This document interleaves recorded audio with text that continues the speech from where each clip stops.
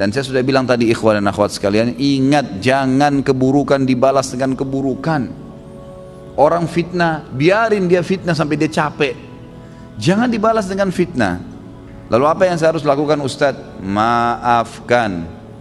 Masa sih Ustadz? Maafkan. Enak benar dia Ustadz? Maafkan. Nggak ada kata lain, jawabannya cuma itu. Maafin. Baik. Lalu dia bagaimana? Sudah enak-enak berbuat fitnah saya, sebarin saya. Allah ada.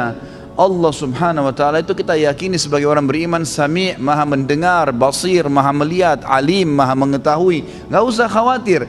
Hukum yang telah Allah turunkan, setiap orang yang berbuat dosa pada Allah, dia kalau tobat Allah ampuni. Tapi kalau dosa berhubungan dengan hak makhluk, manusia, maka dia harus tobat kepada Allah dan meminta maaf kepada manusia yang dia buat salah. Gunjing, fitnah, mencuri, merusak nama baik.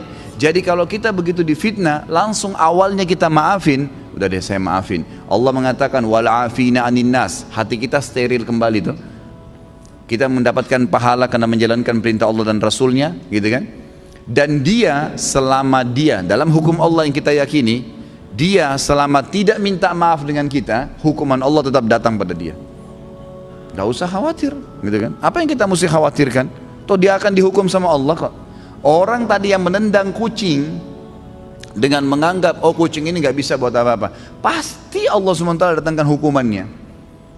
Jadi kalau antum tiba-tiba jalan baik-baik saja, sepatunya baru, jalannya bagus, tiba-tiba keseleo, coba muhasabah tuh. Biasanya kata ulama, Allah subhanahu wa ta'ala pada saat mendatangkan sebuah hukuman kepada seorang hamba, itu Allah lintaskan di benak dia dosa yang dia lakukan.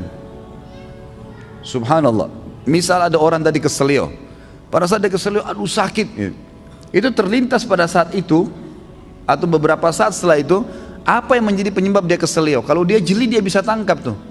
Oh ternyata dulu pernah ada orang yang saya tendang nih, pernah mencuri sepatu, pernah apalah gitu kan, pelaku-pelaku yang dilakukan, maka datang hukuman tersebut.